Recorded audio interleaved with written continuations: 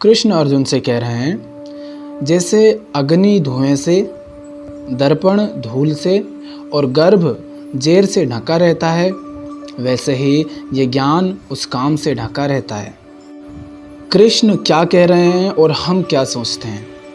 हम सोचते हैं कि ज्ञान कहीं बाहर है, जिसे हम जानना चाहते हैं वो कहीं बाहर है, हम उससे बाहर ढूंढते हैं। पर यहाँ तो कुछ और ही कहा जा रहा है। ज्ञान कहीं बाहर नहीं है, कहीं नहीं गया है ज्ञान, जिसे कि लाना हो वापस। ज्ञान कहीं नहीं जाता, ज्ञान तो हमारे पास ही है, हमारे अंदर ही है। कृष्ण कह रहे हैं कि जैसे दर्पण पर धूल पड़ जाती है, दर्पण पर धूल पड़ जाती है तो क्या होता है?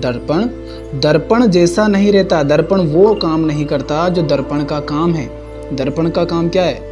तुम दर्पण के सामने खड़े होते हो तो तुम्हें दिखा देता है, तुम्हारा शरीर तुम्हें दिखता है। तो दर्पण का जो काम है वो वैसा नहीं कर पाता जब उस पर धूल होती है। तो कह रहे हैं कि जिस प्रकार दर्पण पर धूल पड़ जाती है तो वो नहीं दिखाई देता जो वास्तव में वो है। जैसे अग्नि धुएं से ढक जाती है। देखा होगा ना आपने कभी कि या तो आग जल रही है, उसमें धुआं उठ रहा है, पर आग की जो लाल लपटें हैं वो दिखाई नहीं दे रही हैं। उसमें आग है पर दिखाई नहीं दे रही है, और गलती से अगर हमने उसमें हाथ डाल दिया तो हाथ जल जाता है। आपने ये भी देखा होगा कि कहीं पर राख का ढेर है, लग रहा है कि उसमें आग नहीं है, लेकिन उस राख के ढेर के अंदर लाल अंगारे हैं।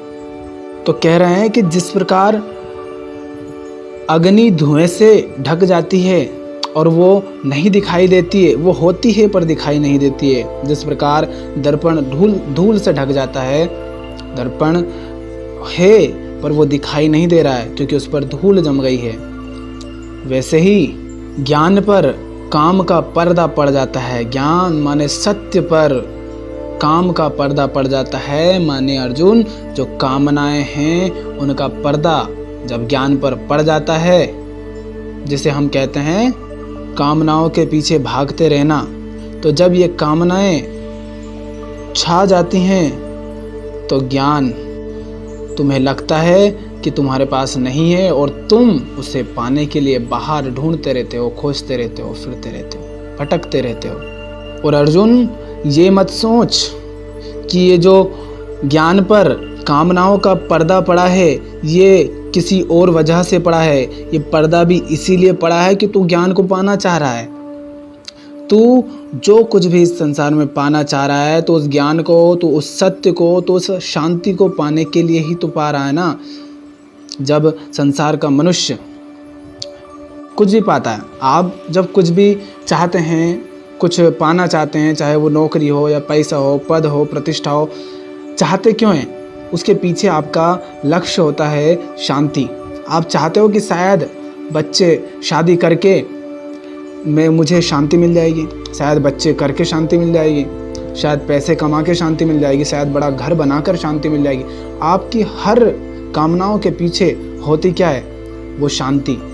जो शांति जिसे हम सत्य कहते हैं, जिसे हम मुक्ति कहते हैं, कि मेरे जो दुख हैं वो ख़त्म हो जाएंगे उसे पाने के बाद, जिसे हम ज्ञान भी कह देते हैं। तो ये जो ज्ञान पर कामनाओं का पर्दा पड़ जाता है, ये पर्दा भी ज्ञान को पाने के लिए ही पड़ा है। ज्ञान को पाने के लिए ज्ञान के ऊपर ही पर्दा डाल दिया गया है, क्योंकि हम जिस भी चीज़ को चाहते हैं उस चीज़ में हम परमात्मा को ही, गहराई में परमात्मा को ही हम चाहते हैं। हमें लगता नहीं है क्योंकि हमारे ऊपर कामनाओं का जो पर्दा पड़ा हुआ है उससे हम समझ नहीं पाते हैं। पर हम गहराई में अगर देखेंगे तो हमें जो चाहत है वो उस परमात्मा की ही है, लेकिन उसी को चाहने के लिए हम उसी से दूर हो जाते हैं। जिसे पाना चाहते हैं वो हमारे पास होते हुए भी हम उसी से दूर हो जाते हैं, उसी को पाने के लिए।